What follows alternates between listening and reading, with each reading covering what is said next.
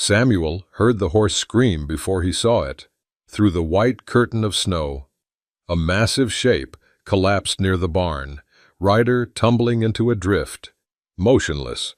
His sister Mary grabbed his coat. Mama said, "Don't go out."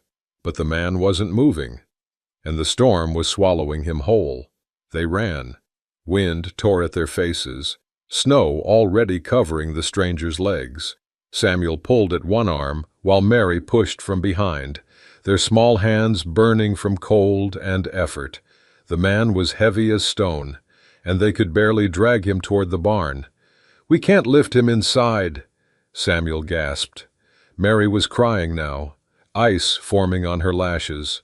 "Mama will know what to do." They burst through the cabin door, breathless. Emma Thompson looked up from the stove, her face going pale at the sight of them covered in snow.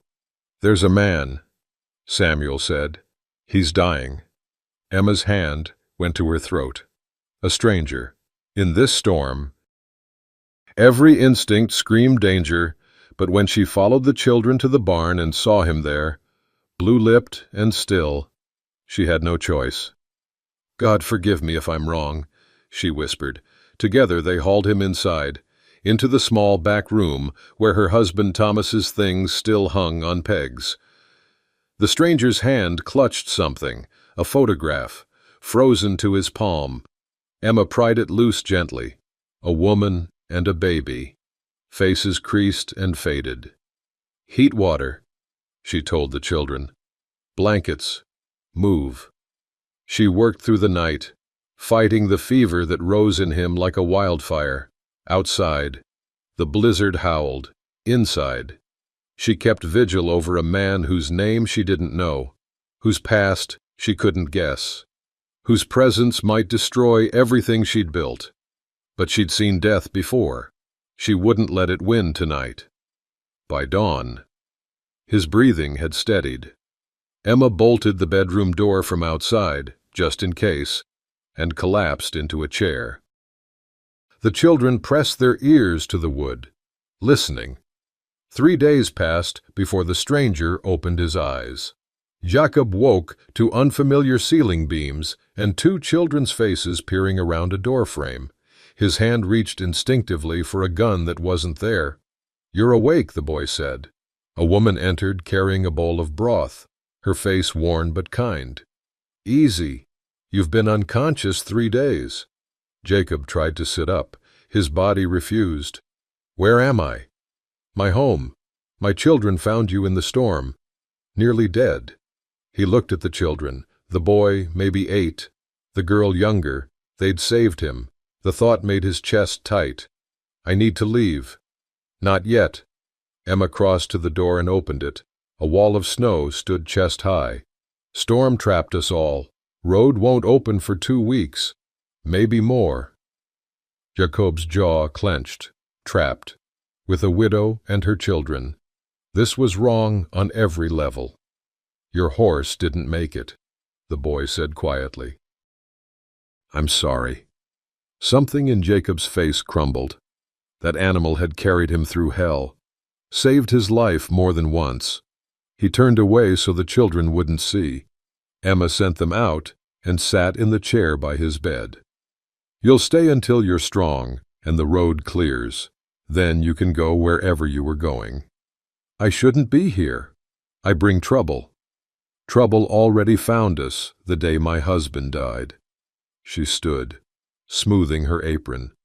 "We've survived worse than a stranger at our table."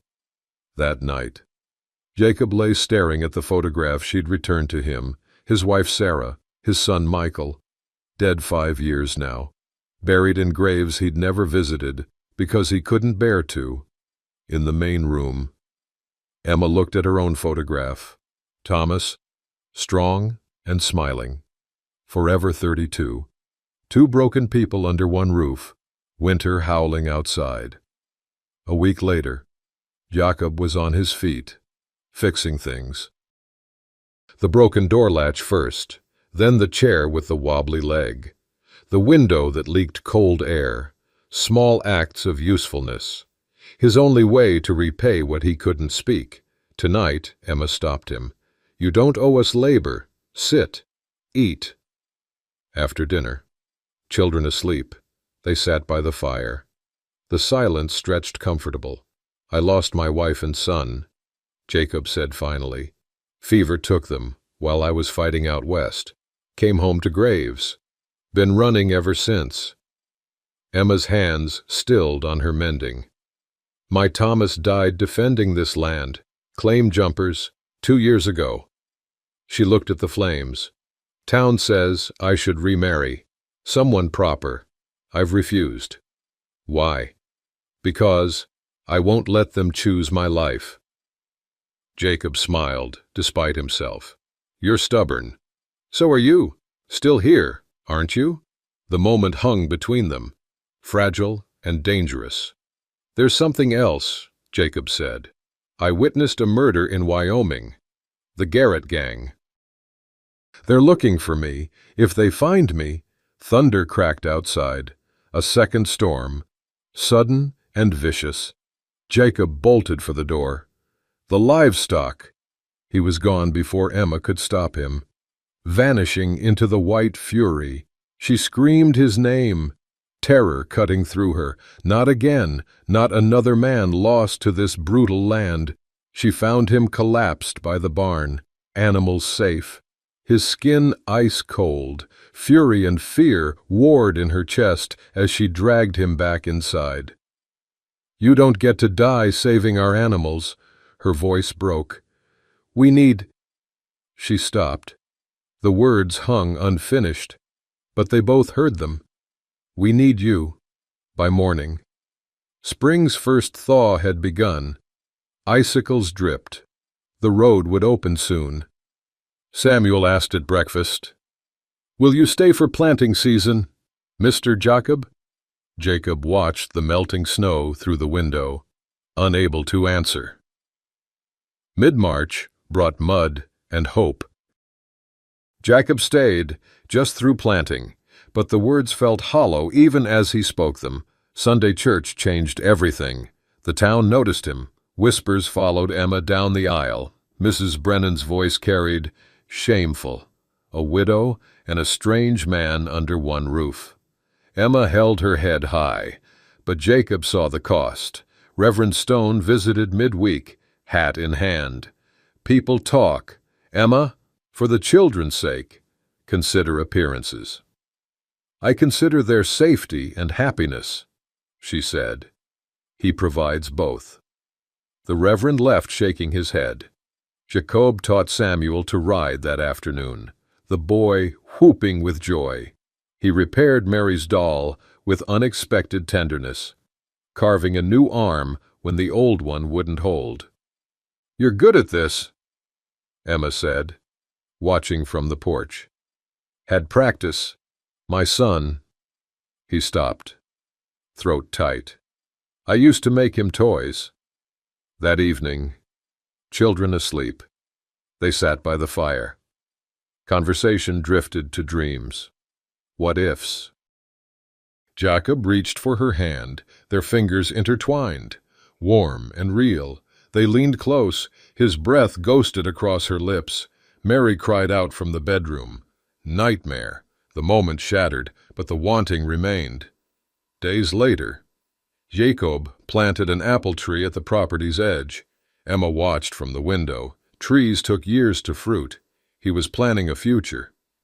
I've been dead inside for 5 years, he told her that night. Your children are teaching me to breathe again. Then stay. Be alive here. With us. He almost said yes. Almost. That night in town, a stranger asked about Jacob at the saloon. Mr. Brennan, nursing his whiskey and his resentment, listened carefully. The stranger mentioned Wyoming, mentioned a reward. Brennan's eyes gleamed in the lamplight. Early April. The creek ran high with snowmelt, and tension ran higher. At the general store, Mrs. Brennan made her move. Such a shame. Emma, disgracing Thomas's memory with that drifter. Emma's voice cut clear across the store. My husband wanted me happy. and our children safe. Jacob provides both. If that offends you, look away." The store went silent. Emma paid for her flour and walked out, spine straight. Jacob had watched from outside. Something in his chest broke open. She was choosing him over her, standing in this community, sacrificing her reputation for him. He didn't deserve it. Days later, Mary fell through weak creek ice. Chasing a robin's nest, Jacob heard her scream and ran. Plunging into the freezing water without hesitation, he pulled her out, both of them hypothermic and shaking. Emma worked through the night, warm baths, blankets, prayers whispered into the dark. In the lamplight, tending them both, she broke. "I can't lose anyone else. Not her. Not you." Jacob's teeth chattered. "You won't. I promise." "I'm not leaving." When Mary recovered, Emma found Jacob by the creek. Relief had left her raw, emotions spilling over. He pulled her close. Their first kiss tasted of tears and hope and futures neither had dared imagine. "I love you," he whispered. "I'm so scared," she answered. "Me too," Samuel asked the next morning, eyes hopeful and terrified. "Will Mr. Jacob be our new papa?" Emma couldn't lie. "If he'll have us, and if we do this right." They decided he'd court her properly, work the land, prove himself to the community, face the judgment together. But that night, Mr. Brennan rode to the neighboring town. He had information to sell about a witness to murder. The Garrett gang was very interested. 3 riders entered town on a bright April morning. Hard men with cruel eyes and guns, worn easy. The Garrett brothers had arrived. Reverend Stone met them in the street, trying to project authority he didn't feel. "What's your business here?" Cole Garrett smiled without warmth. "Looking for a man, Jacob Weiss. Witnessed something he shouldn't have. We hear he's nearby. I don't know any—" "We'll burn this town down to find him." Silas Garrett spat tobacco. "One witness stands between us and the rope. You really want to die for a stranger?" Mr. Brennan stepped forward, righteous and eager. "I know where he is. Widow Thompson's place, 3 miles north. You handle him. You leave us in peace." The gang tipped their hats and rode out. They arrived at Emma's homestead at sunset, 3 shadows against the dying light. But they didn't attack. Cole Garrett simply called out, "Jacob Weiss." Jacob stepped onto the porch, hand near his gun. "Leave by dawn," Cole said, "or we kill everyone you love. You've brought death to this family, just like you brought it to your first one. You're poison. Weiss, everything you touch dies." They rode away laughing. Inside, Emma found Jacob packing. "What are you doing?" "What I should have done weeks ago. Leaving." "No." She grabbed his arm. "We fight together. I won't make orphans of your children." His voice broke. "I'd rather they hate me alive than mourn me dead. You think leaving protects us? It destroys us." But he was already moving. At dawn, he saddled up. Samuel woke, ran after him screaming, "Papa, don't go." First time the boy had called him that. Jacob didn't turn back. Couldn't. Emma found the photograph on her table, his dead family, and a note, "Keep them safe. Forgive me." 2 days of silence. Emma hadn't spoken. Samuel refused to eat. Mary clutched her repaired doll, asking when he was coming home. The town offered shallow comfort. Better this way. Samuel found the apple tree in the rain, small buds appearing despite the cold. Papa wouldn't plant a tree unless he was coming back. Trees take years. The child's logic broke through Emma's despair. She understood then. Jacob hadn't left because he didn't love them. He left because he did, still running from his old wound. believing he brought only death. But protection, without presence, wasn't love. It was just another kind of abandonment. Emma went to Reverend Stone. "You preached that courage is faith in action. I'm asking you to have faith in us." She rallied the families Jacob had helped during planting, reminded them of his kindness, his work, his worthiness. Some stepped forward. Not everyone. Brennan's faction stayed hostile. But enough. "We bring him home," Emma said. "Then we face the Garretts together." "You're asking people to risk their lives," the Reverend said.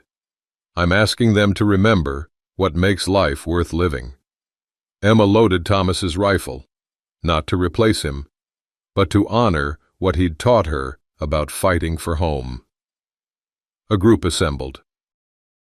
Emma, the Reverend, 3 neighboring families. They rode out. The children waited at the cabin. Samuel held Mary, both watching the road. "He'll come back," Samuel whispered. "He has to." Jacob camped alone, staring at his fire. Doing the right thing felt like dying. Hoofbeats. His hand found his gun. Then Emma's voice. "You don't get to choose loneliness for us." She rode up with the others. Jacob stared, stunned. "I left to save you. You left because you're afraid. Afraid you deserve this. Afraid we'll die like they did." Emma dismounted, stood before him. "But hiding from love isn't honor, it's cowardice. We choose you, all of us. Now you choose us back." Years of grief poured out. "I don't know how to be what you need. You already are. You just have to stay." Jacob looked at the faces around him, neighbors who came, Reverend who believed, Emma who fought. "Then I stay, and we fight." They rode back together. Word spread. The gang was coming at sunset. The town divided. Some locked doors, others gathered at Emma's land. Reverend Stone rang the church bell, a call to courage. Sunset came red and angry. The Garrett gang rode in expecting one man, found a community. Gunfire erupted. Jacob's military training showed, precise, efficient. Emma shot Silas's hat clean off, buying precious seconds. The Reverend took a bullet in the shoulder but kept firing. Jacob cornered Cole Garrett, clear kill shot, the man who'd threatened his family. Old Jacob would have executed him. New Jacob, the man Emma and the children had made, chose differently. He shot the gun from Cole's hand. "You'll stand trial. I'm done with death." The gang fell. Brennan's betrayal was exposed when Ray Garrett shouted it, trying to bargain. The community's judgment was cold. No violence, just exile from their trust. As sunset faded, Emma took Jacob's hand. Samuel ran to him. "Papa." Jacob lifted him one-armed, his other wounded but not seriously. Mary joined. They stood together before their defended home. 3 months later, late July, sun blessed the ceremony. They married under the apple tree Jacob had planted. Small fruit already appearing. Not in the church. Emma had outgrown that constraint, but in their own yard, surrounded by those who mattered. Reverend Stone officiated with genuine warmth. "Do you take this woman?" Jacob looked at Emma, at Samuel and Mary in their best clothes. "I take this family, all of them, forever." The vows included the children. Legal adoption papers signed that morning. When Samuel called him Papa in front of everyone, Jacob's eyes shone with tears. The town that once judged now celebrated. Not everyone, some still whispered, but enough had learned. The families who'd fought stood with pride. One neighbor gifted them a hand-carved cradle, eyes twinkling with hope. After the ceremony, Jacob added a new photograph to the mantle. Emma, himself, Samuel, Mary. It sat beside the old one of Sarah and Michael. Emma found him looking at both. "You don't have to choose. They made you who you are." We're who you're becoming. Both can be true. Samuel tugged his sleeve. Papa, can I plant my own tree next spring? Mary chimed in. Will we have a baby brother or sister? Emma and Jacob exchanged glances. Possibility, hope. Maybe, Jacob said. Would you like that? Yes. They stood together under the blossoming branches, Emma's head on Jacob's shoulder, children playing at their feet, the cabin behind them, smoke rising, door open and welcoming. The land stretched golden and peaceful. Some families are born, others are chosen. The strongest are forged in love and fire, and they endure, end.